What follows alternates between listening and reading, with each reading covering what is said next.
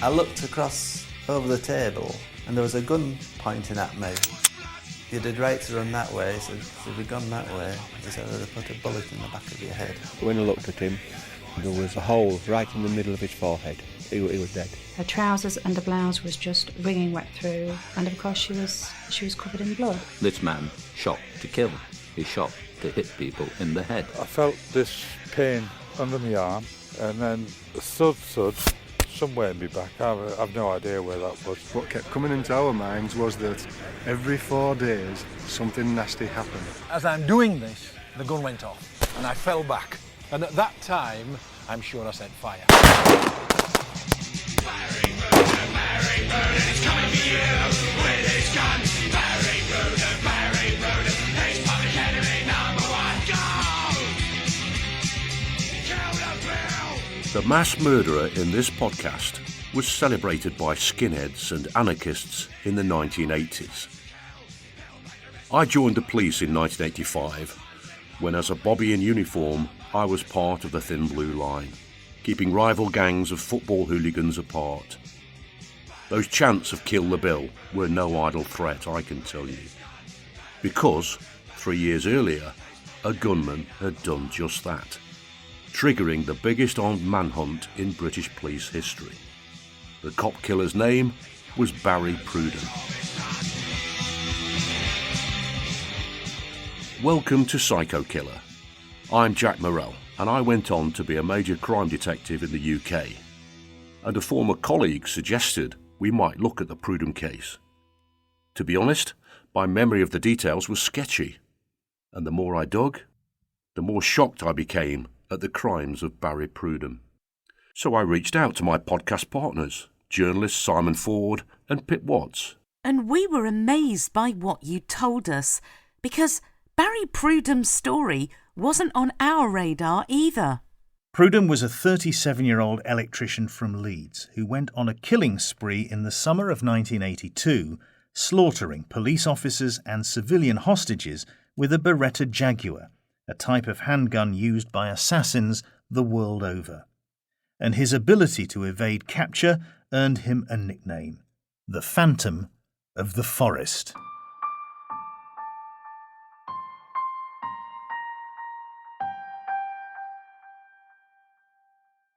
Barry-Prudom was born in Leeds, in the West Riding of Yorkshire, on the 18th of October 1944, the illegitimate son of Kathleen Edwards, a Leeds dressmaker, and Peter Carrillo, a soldier serving with the British Army. Carrillo disappeared off the scene, and young Barry was brought up by his mother and Alex Prudom, whom she married in 1949, changing her son's name to Prudom. The family lived in Headingley, and Barry went to school in Meanwood, with a spell in an approved school, the old-fashioned version of a young offenders institution for housebreaking. Prudom became an apprentice electrician when he left school. In October 1965, just before his 21st birthday, he married 19-year-old Gillian Wilson. There were 2 children from the marriage, a daughter, born in 1966, and a son in 1970. Prudom's mother, Kathleen, died in a drowning accident on holiday in 1973.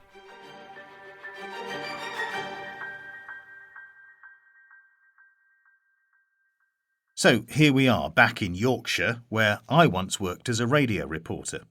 In fact, the Yorkshire region is split into 4 counties, and West Yorkshire, which was my beat, has spawned more than its share of psychopaths. There was Peter Sutcliffe, the Yorkshire Ripper, from Bingley, Donald Neilson, the Black Panther, from Bradford, and Michael Sams, who hailed from Keighley. These serial killers are linked by more than geography. They were all children of the 1940s, who came of age in the 20 years after the Second World War, and they were all in their 30s or slightly older when they started offending in earnest.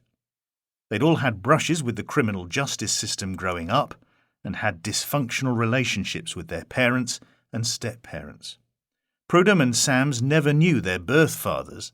Neilson was brutalised as a boy. Sutcliffe was dominated by his mother. Is it just me, Jack, or is there a pattern here? There is. A 2005 research paper by Heather Mitchell and Michael G. Armott at Radford University in Virginia concluded that children who grew up to be serial killers experienced considerably higher levels of physical, sexual, or psychological abuse. Mitchell and Armott studied 50 convicted US serial killers, and criminal psychologists and criminologists now broadly agree childhood abuse is a determining factor in whether an individual becomes a serial killer. And then there's escalating offending. Take Peter Sutcliffe. He went from job to job, a married man who'd already developed an obsession with voyeurism. He enjoyed spying on sex workers and the men seeking their services before going on to use them himself and ultimately to murder them. Donald Nielsen, unhappy childhood, bullied at school, did his national service in the army, fitness fanatic and loner, a burglar who spiralled into armed robbery, kidnap, blackmail and murder.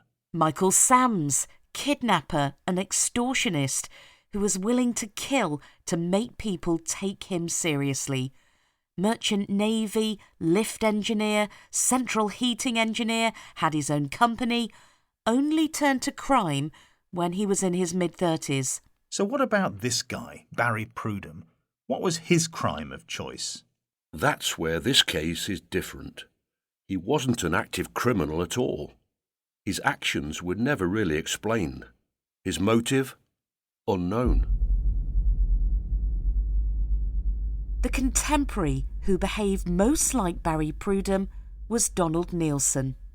He was another loner with an obsession for military survival techniques. There's nothing wrong with being a loner. Whilst my job meant working with and meeting lots of people on a daily basis, I also like my own company, and I'm comfortable with my own thoughts. And there's nothing wrong with a strong interest in the military either. I've been interested in military history, strategy and tactics since I was a lad, but that doesn't mean I'm going to go on a killing spree with an illegal firearm. Sure, we're all different, right? It's good to have an interest outside of our everyday lives. It's healthy to enjoy a hobby with a passion. That's until passion becomes obsession. Then it's not healthy at all, eh? It's about getting the balance right. Most get the balance right? Prudom's unhealthy obsession gave him an uncanny ability. He was able to blend into the forests of North Yorkshire and evade the posse of police officers who were searching for him. This earned him the nickname the Phantom of the Forest. His life ended in a scene more reminiscent of the end of the classic film Butch Cassidy and the Sundance Kid. But it wasn't the Bolivian army that had surrounded him. It was British police officers who were armed to the teeth. It was the largest armed police operation Great Britain had ever seen, involving 12 police forces. It ended in a hail of bullets. Not exactly suicide by cop, though. The round that killed Prudom came from his own weapon. You'll have heard of Lawrence of Arabia and his 7 pillars of wisdom. Well, this is the story of Barry of Yorkshire and his 17 days of mayhem.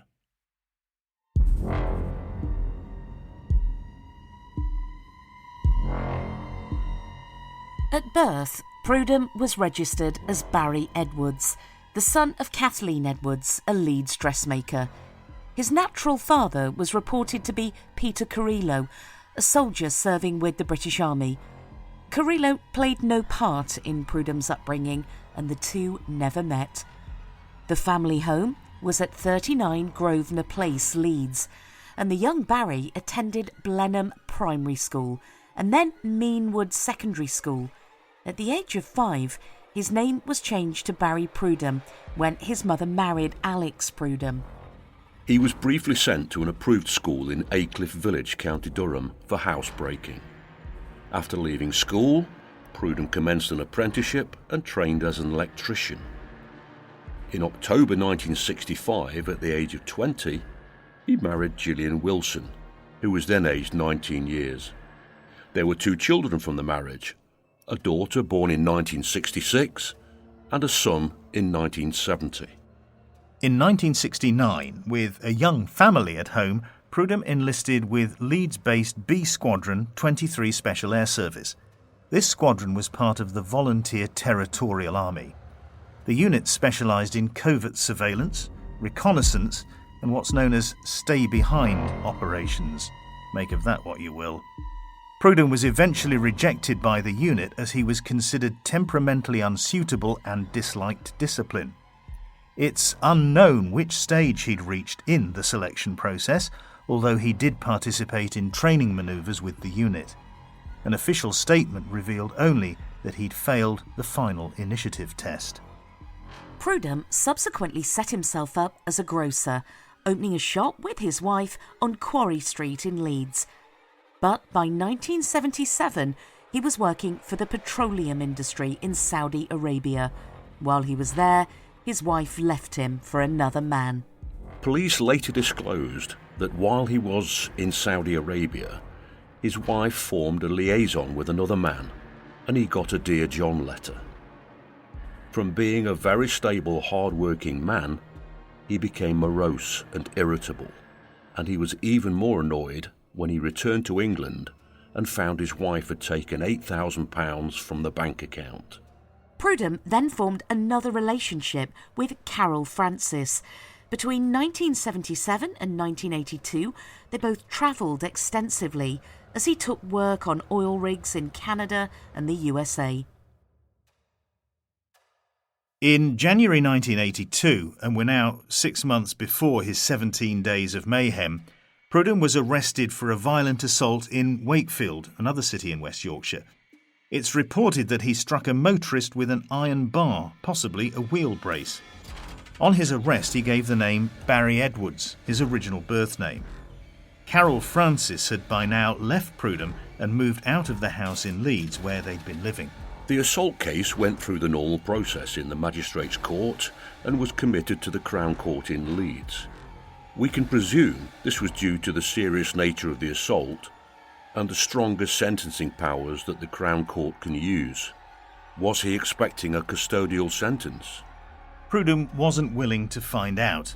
He failed to appear at the Crown Court and a warrant was issued for his arrest. So what have we got here?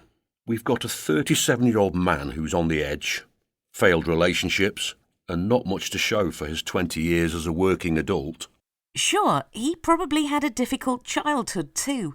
He never knew his father. His mother married a man who we presume raised him as a stepson. But we're not sure what the relationship was like. It may not have been close, hence his behavioural issues, juvenile offending, and having been sent to an approved school. Despite this, he finds work and trains as an electrician. He marries, has children, holds down several jobs. He even goes abroad to work in Saudi Arabia. I guess the money was good. I think the question is, did he go abroad because he was struggling in his role as a husband and father? Was the relationship under strain and the job was an opportunity to get away from family life? So, what about this thing with the military? He joined the local TA when he was in his early 20s and with a young family. Yeah, all in all though, there are no real warning signs. And his story is fairly typical. The military interest could just have been a release for him. An outside interest, just like someone following a hobby or sport. Even though the Territorial Army turned him down, he did go on to attend survival courses run by an ex-paratrooper named Eddie-mcgee. He's known to have bought a copy of McGee's book, a manual on survival techniques entitled No Need to Die, which, incidentally, I've read, and there's nothing in there about garroting sentries or turning your hands into lethal weapons. It's all about building shelters, foraging for food, and making rope from stinging nettles. What was, I suppose, rather unusual and concerning was acquiring a firearm. Yes, indeed. That is stepping beyond a healthy interest in playing at being a soldier. Prudom didn't hold a firearms licence, but on one of his trips to the United States, he managed to acquire a .22 long rifle caliber Beretta Model 71 Jaguar pistol, which he then, reportedly, smuggled back into Britain. Just what you need when walking in the Yorkshire Dales. Quite.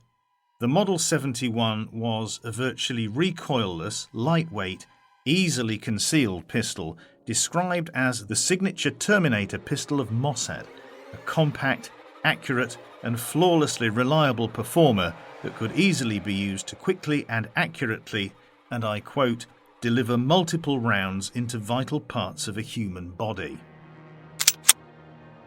Like a police officer's head. Police Constable David Haigh started his tour of duty in Harrogate, North Yorkshire at 0600 on the 17th of June 1982. His first job of the day was to serve a summons on a poacher who lived in Washburn Valley near Harrogate. When PC Haigh failed to respond to a radio call from his station at Harrogate, PC Mick Clipston was sent to check on his whereabouts. He came across PC Haigh's patrol car in a car park of a picnic site at Norwood Edge near Beckwithshire. The door of the car was wide open. PC Haigh was lying on the ground next to it. He was clearly dead and had a hole in his head. Next to where he lay was the officer's clipboard, and on the paper clipped to it, the following had been written.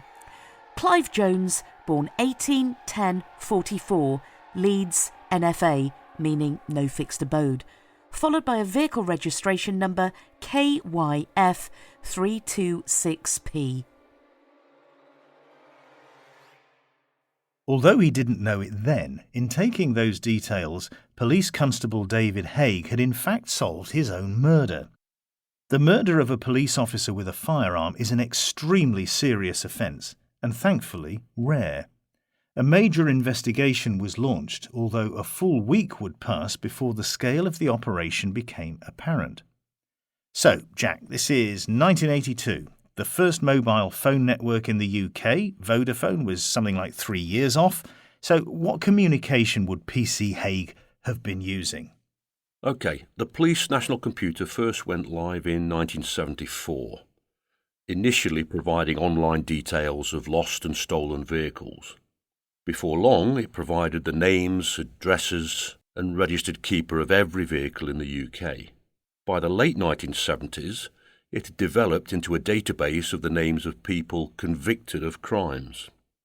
By today's standards, though, it was very basic. What about the radio communications? I guess they were less reliable than the digital systems we use today. Sure. In 1982, police forces used the Burndept personal radios. Now, these were a 3-channel VHF receiver that would communicate with the local subdivisional station. They were notoriously unreliable in remote rural areas, as well as in some urban locations. The police vehicle that PC Haigh used would almost certainly have had a radio in it. This would have been a different UHF channel, and I would have expected this would communicate with a regional control room that specifically dealt with the mobile police patrols. So, on that fateful morning, how would PC Haigh have communicated with the control room? I would expect PC Haigh to have booked on with the control room at his local police station, but that may have been the only communication he had prior to encountering his killer. Whether the officer used the UHF radio in the car, that would be a choice for him. He may have used it if he knew he would be out of VHF radio contact. The location or status of officers would not be constantly known by the control room. It would rely on the officer updating them, or for the control room to periodically check on the officer's location and welfare. I guess it would be normal for an officer to use his judgment when speaking to a member of the public. A few questions and a note made of the details, asked to see a driver's licence or other ID documents, maybe something like that. And would it then be up to the officer to ask someone in the control room to check those details on the PNC? That's exactly right, Simon.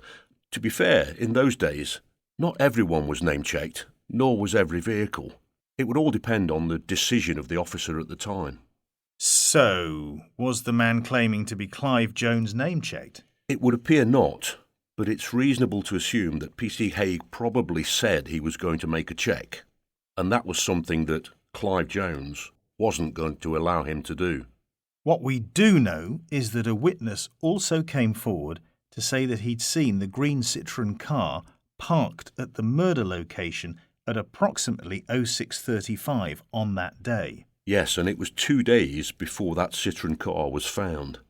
It had been abandoned and burnt out in a cornfield at a place called Ledsham near Leeds, about 25 miles from the scene of P.C. Haig's murder. It was also near to the busy A1, the main road that leads north or south. So what about the poacher that P.C. Haig was going to deal with? Surely he was a significant person. And the summons, what was that exactly? The poacher was quickly traced and eliminated as a suspect. In those days, many offences were dealt with by way of summons. When the police dealt with people in the street, they would report them for any offences, such as poaching, or maybe a minor firearms offence, like having an air weapon in a public place. The Crown Prosecution Service would then authorise the prosecution, and the courts would issue a summons, ordering the person to attend court. Where the person had moved house or not responded, the summons would need to be served in person by a police officer.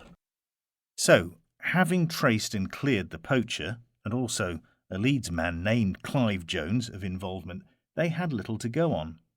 And that green Citroen car, well, police ascertained that it had been sold to an unknown man at Kingsbury, London, in January 1982. One aspect of the investigation into P.C. Haig's murder was to work on the name and date of birth that he'd written down on that clipboard. The name didn't check out on any records, at least not with that date of birth. It was assumed to be a false name. Working on just the date of birth would take more time. Checks of this nature would have to be done manually. Someone would need to carefully sift through documents. Police experience does show, though, that people can make up a name, but they often give the correct date of birth. That theory would take some time to be tested, and no one had any idea what he looked like, let alone his identity. There was still a killer at large.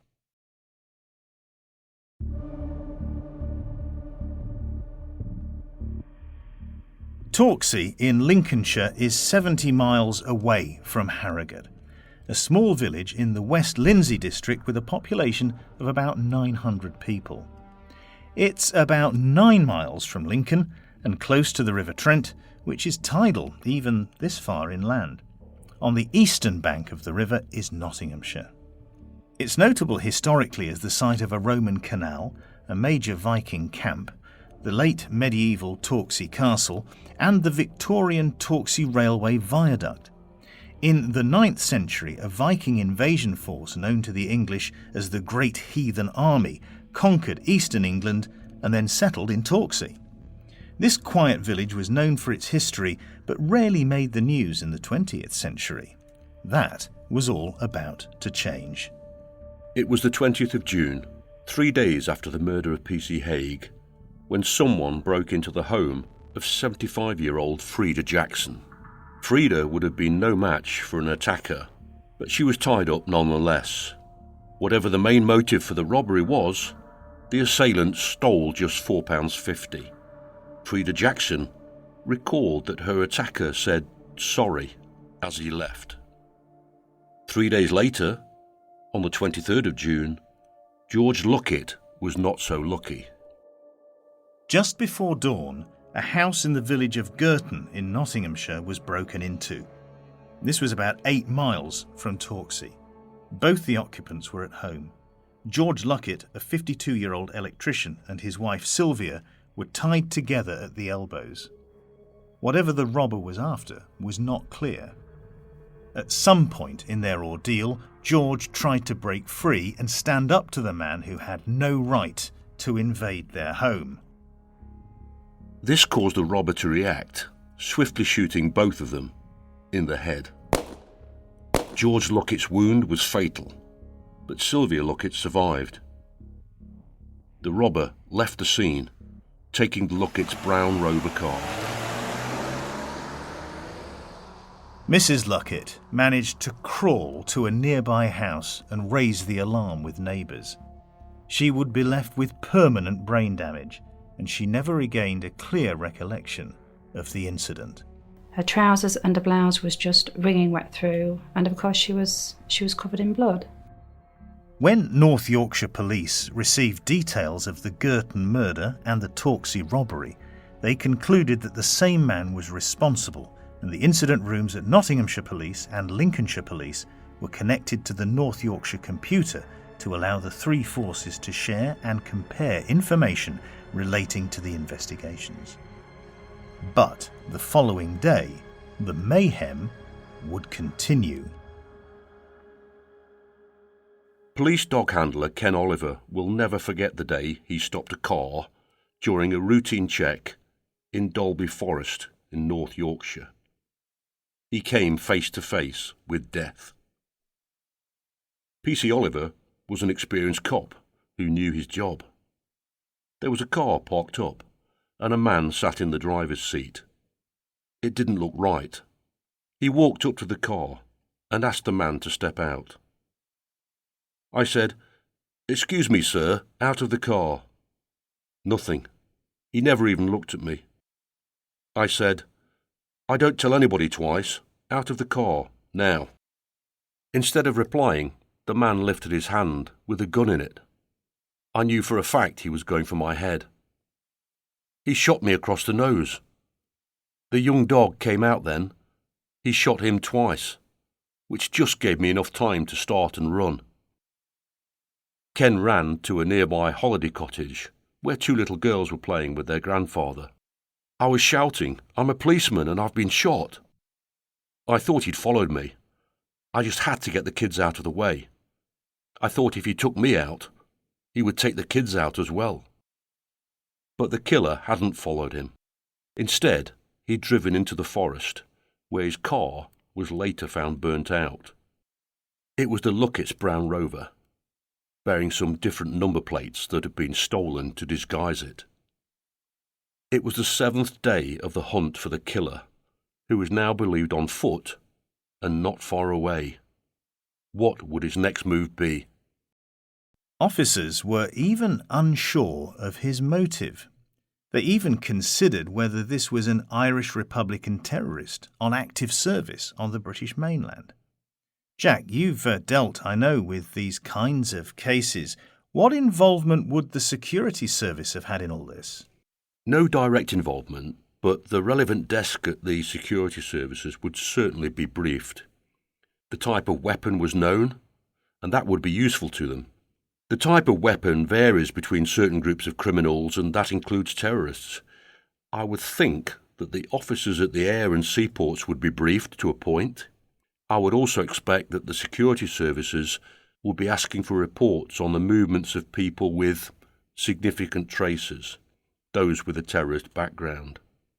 On a more local level, I would think that the police special branches would be checking the whereabouts of people of interest to them.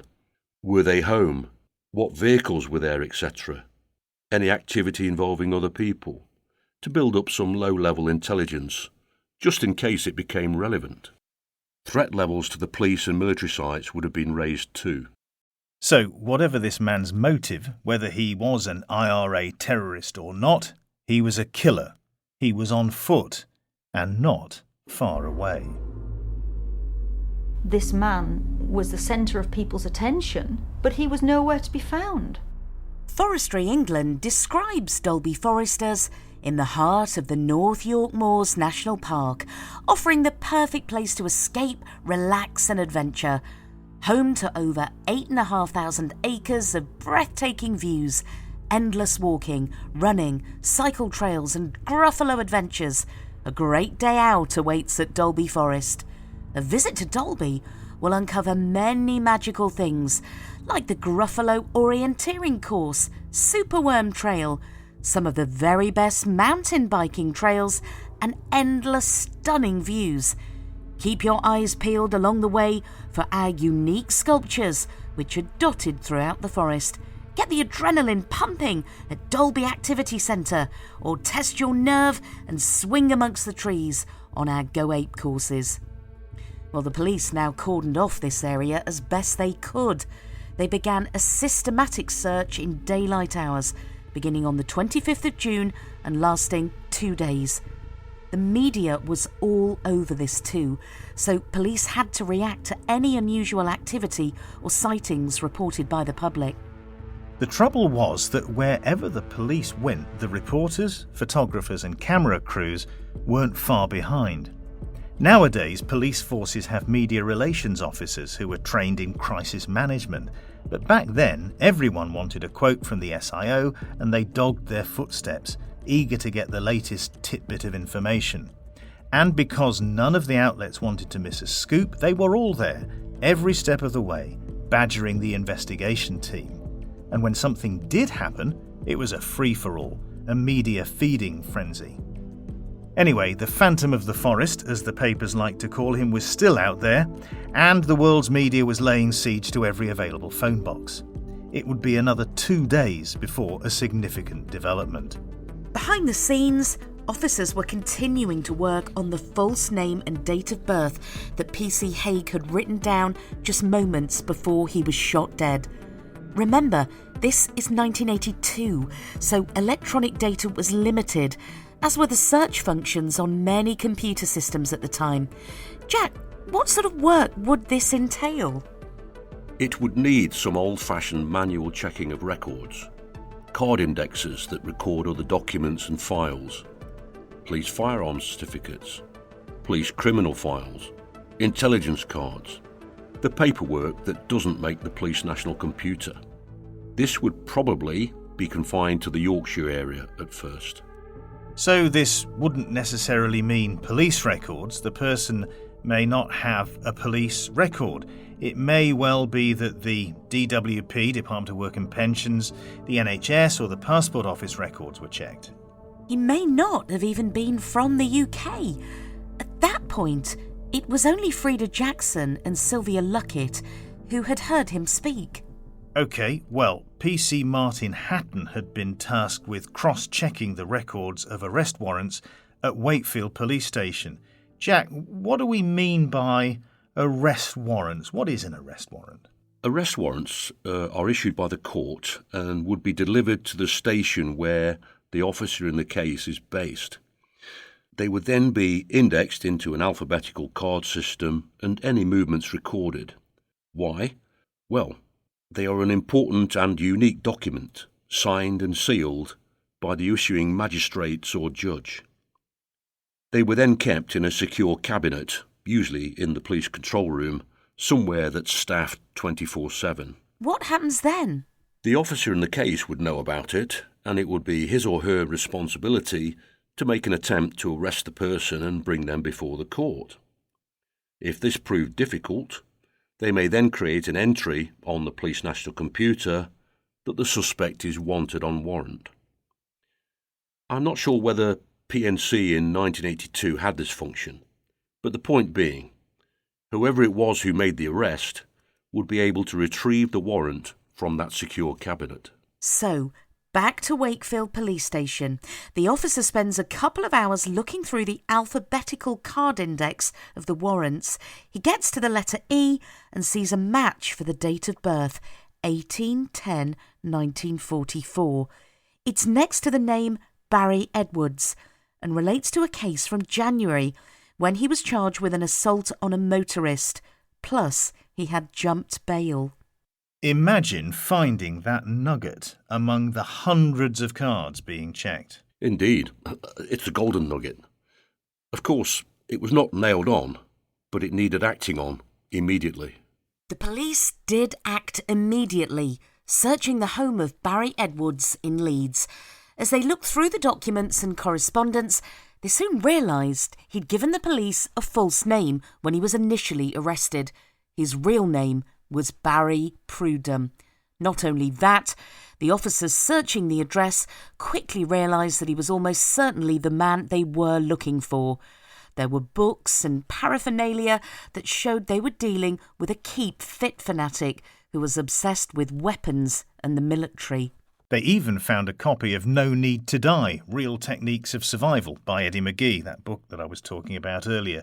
McGee was a Yorkshire-based ex-soldier and survival expert who did training courses for enthusiasts from Civvy Street.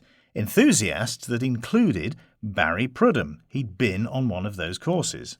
Going back to that false name given on his arrest in January, how did he get away with that?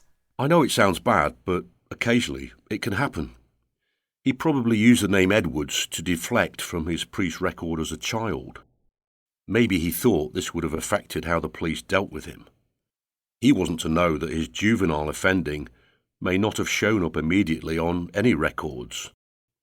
His petty offending as a teenager would have been around 1960. He was to all intents and purposes a man with no previous convictions, and we can presume the officer dealing with the assault had no reason to doubt him. Many nominal records will contain several aliases used by individuals, and sometimes it takes time to merge records, more so, I presume, in 1982 than in 2023. OK, the good news, though, was that PC Oliver, despite his ordeal and the gunshot injuries he received, looked at the police mugshot of Barry Prudom, alias Edwards. It was the man who'd shot him. They also received the results from the fingerprint experts. Prudom had left his dabs in that burnt-out Citroen. Ballistic tests proved that the same gun had been used to kill P.C. and George-Luckett. Prudom's name was given to the media as the prime suspect and the most wanted man in Britain. But the saga wasn't over yet. Old Malton is a village in North Yorkshire just off the A64 between York and the seaside resort of Scarborough. The River Derwent is nearby. It's about 10 miles, or 20 minutes drive, or a 3-hour walk from Dalby-forest, where the police have been searching for a couple of days. It's 2 p.m. on the 28th of June, 4 days after PC Oliver was shot. Police Sergeant David Winter and Police Constable Mick Wood are on patrol, about 200 metres from the police station. They see a man whose demeanour suggests he ought to be spoken to.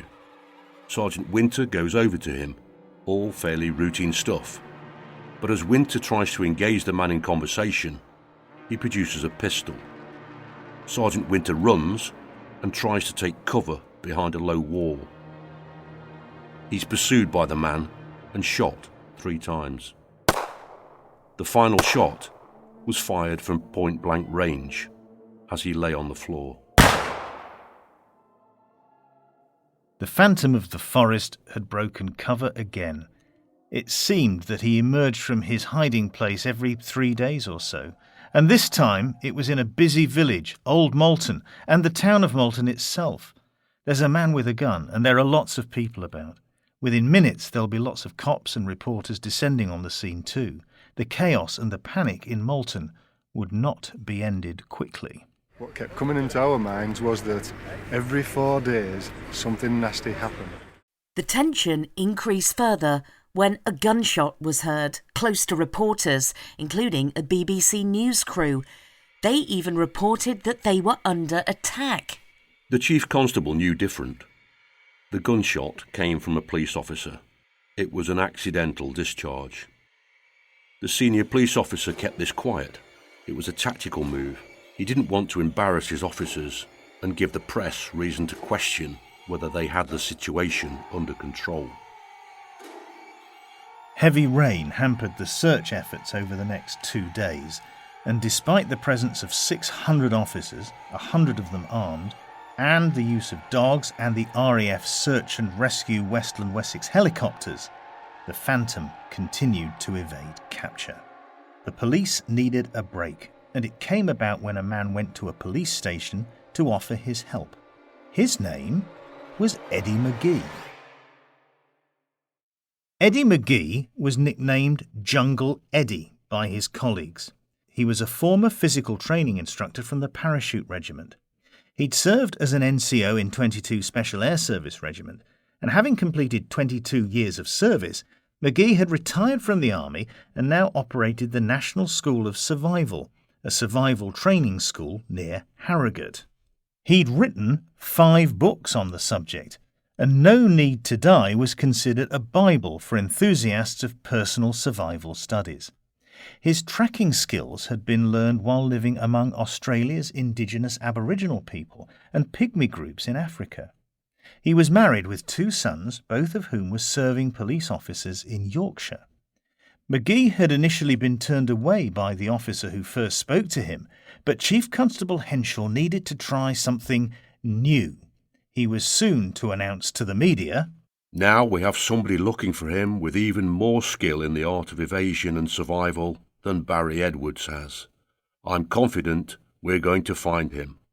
McGee joined the Manhunt at Malton, where they followed tracks from Sergeant Winter's body through Old Manor Moor, Hutton's Ambo and Low Hutton. He had an armed police bodyguard from the Central Firearms Unit with him at all times. After several hours, the search moved suddenly back to Dalby-forest when police were informed that a camouflage bivouac shelter had been uncovered in a Forestry Commission plantation. McGee seemed frustrated and not being used to the full in tracking Prudom, but police had to react to any reports of possible sightings of Prudom, even if they were likely to be red herrings. This wasn't jungle warfare, this was the English countryside, and public trust had to be maintained. McGee, though, knew that Prudom would stick to the principle of hiding from what he referred to as the tornado, to stay put and take shelter in the eye of the storm. Our interpretation of this is that someone like Prudom, who was on the run, should do the following: get underground, get invisible from a distance, get under something sturdy, get insulated, protect your head. It all meant that Prudom could be a lot closer than they thought.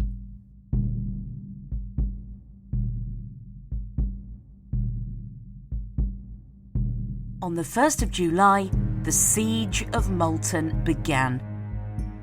Chief Constable Kenneth Henshaw ordered the largest arsenal of weapons ever issued to a British police force and placed a cordon around Malton, sealing off the town. Although certain that Prudom was still hiding somewhere in the town, police gave regular briefings to the media, saying they were searching for him in Dalby-forest. Inspector Peter Walker later explained, "We wanted him to believe we were seeking him elsewhere. The safety of the public was uppermost in our minds. The media reports were invaluable because they led Prudom to believe that the hunt was concentrated outside the town in Dalby-forest." True to the pattern, Prudom resurfaced after 3 days, this time on the afternoon of the 3rd of July, when he entered the home of pensioners Morris and Bessie Johnson. Their home was on a street named East Mount in Malton. This is within metres of the scene of Sergeant Winter's murder, right in the eye of the storm. The Johnsons were taken hostage at gunpoint. When their son Brian turned up at the house, he was also taken hostage. I looked across over the table and there was a gun pointing at me. Prudom had come for food and he ate a meal in their presence, which he described as the Last Supper. He stayed at the house for 11 hours, and Brian Johnson recalled, "As the night went on, we got talking as though we'd known each other for years. He was calling me Brian, and my father, he was calling him Dad." Brian also described that when Prudom went to the toilet, he left his gun near to them, then returned and thanked them for not being tempted to get it. Bizarrely, Prudom also gave Brian Johnson a gift. It was a gold US paratroopers ring.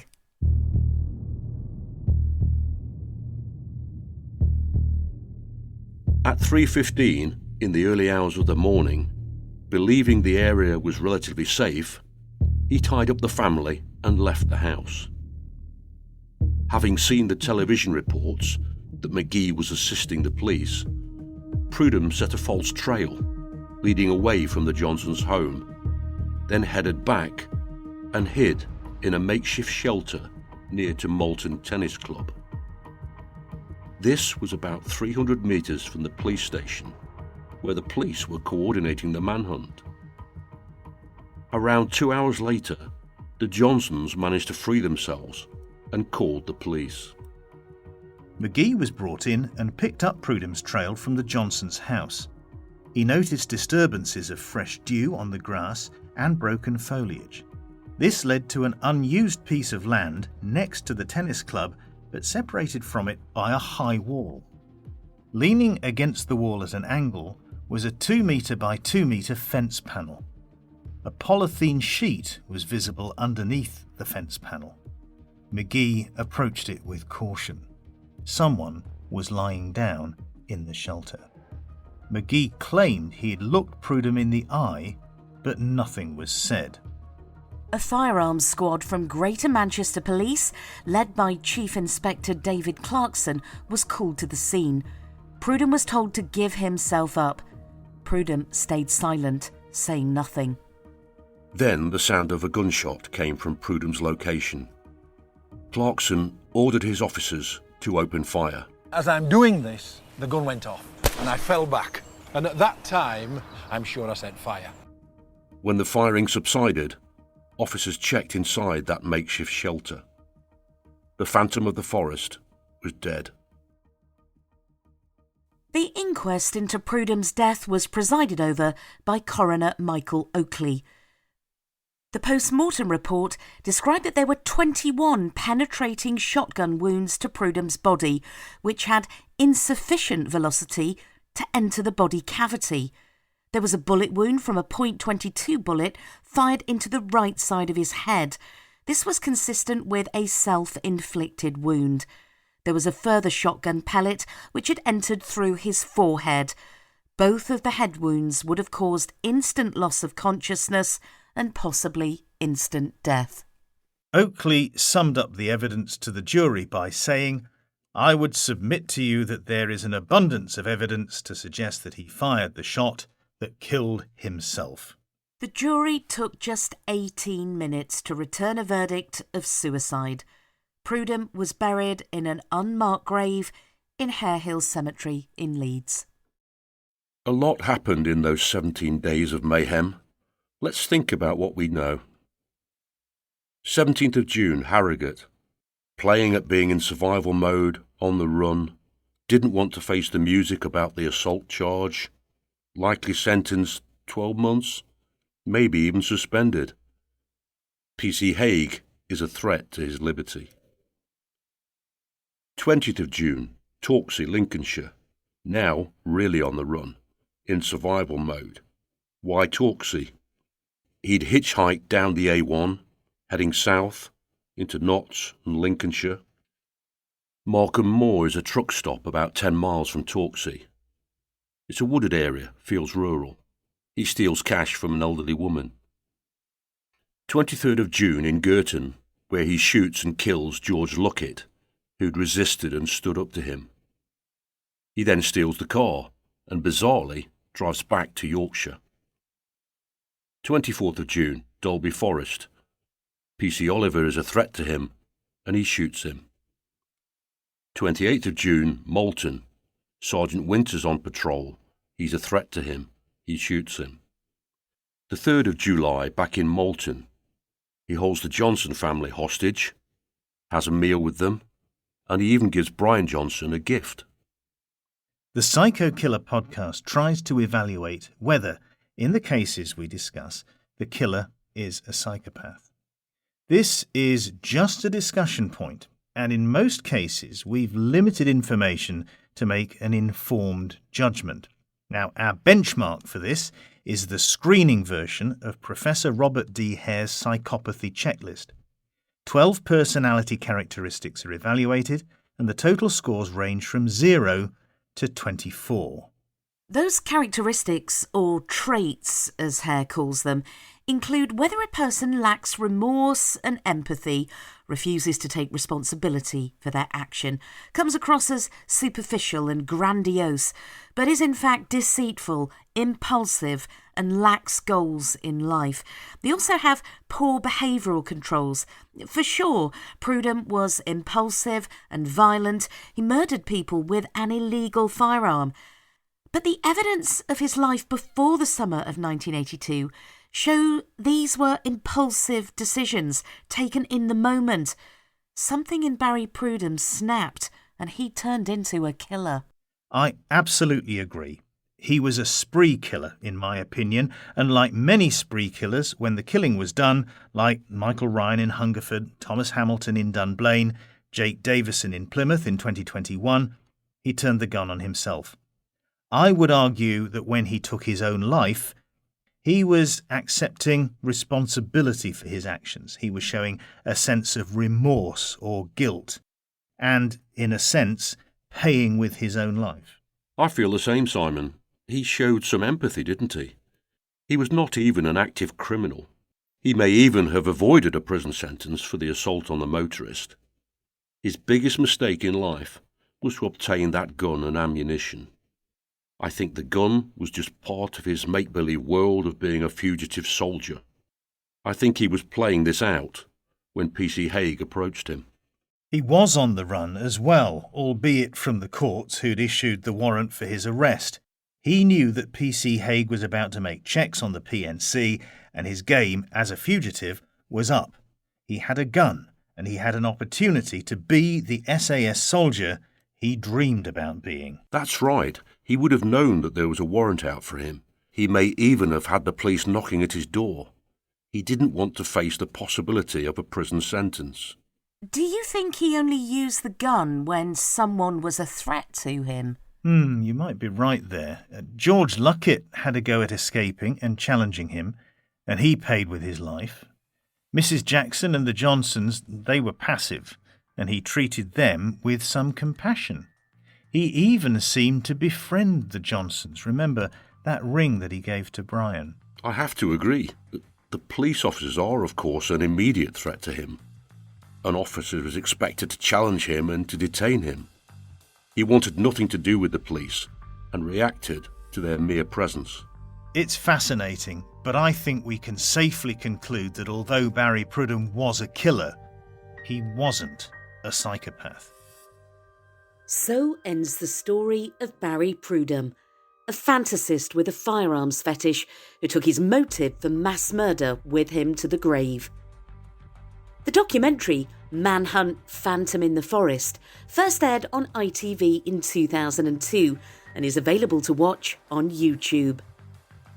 The single Barry Prudom by Combat 84 was recorded in 1983. It was re-released by Splattered Records in 2019 and is available to buy from their website, splatteredrecords.com. Thanks for listening. Stay safe until we meet again on the dark side for another psycho killer, shocking true crime podcast.